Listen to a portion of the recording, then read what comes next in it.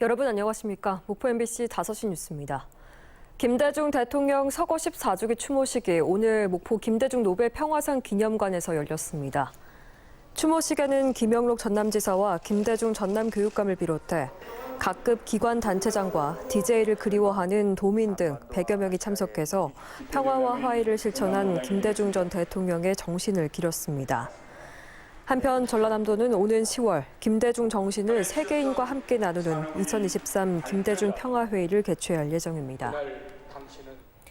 이낙연 전 더불어민주당 대표는 오늘 신안군 하이도에서 열린 김대중 전 대통령 서거 14주기 추도식에 참석해 위기의 시대인 지금 김대중 대통령 같은 지도자가 꼭 필요하다고 말했습니다.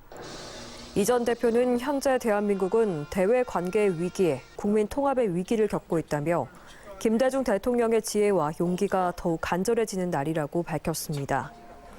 또 DJ가 어렵게 만드신 민주주의가 위태롭고 남북 평화가 흔들리고 있다며 김대중 대통령과 같은 시대를 산 축복이자 의무를 진 우리 세대가 꼭 이를 바로잡아야 한다고 말했습니다.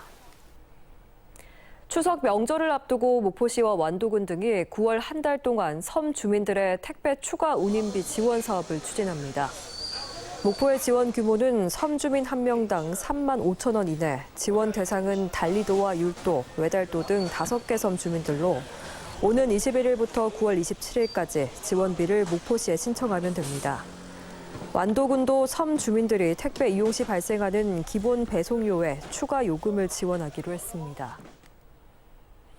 여자친구를 살해한 혐의를 받고 있는 30대 해양경찰관에 대한 구속영장 실질검사가 심사가 오늘 광주지법 목포지원에서 열렸습니다.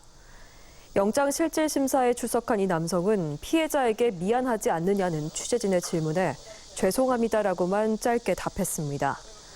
한편 이 남성은 지난 15일 새벽 목포의 한 상가 여성 화장실에서 여자친구를 살해한 혐의를 받고 있는데 구속 여부는 이르면 오늘 밤 결정될 것으로 보입니다.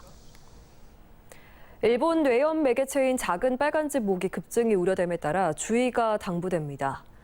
7월 초부터 경보 발령 수준에 근접하게 작은 빨간집 모기의 밀도가 높았으나 지속적인 장마와 폭염, 태풍으로 그 상승세가 주춤했다가 최근 날씨 변화가 안정되면서 작은 빨간집 모기가 급증하고 있습니다. 보건당국은 외출 시 밝은색 긴 소매, 긴 바지를 입고 노출 피부에는 기피제를 사용하는 등 예방수칙을 꼭 지킬 것을 당부했습니다.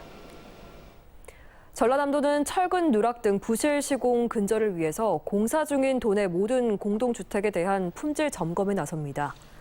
전라남도는 안전과 토목 등 10개 분야 민간 전문가들로 점검반을 구성하고 공사 기초 단계부터 설계와 시공, 감리 등 모든 단계에서 관리 감독을 강화하기로 했습니다. 전라남도는 올해 상반기 공동주택 품질 점검으로 공사 중인 35개 단지에 대해서 900여 건의 개선 조치를 내렸습니다.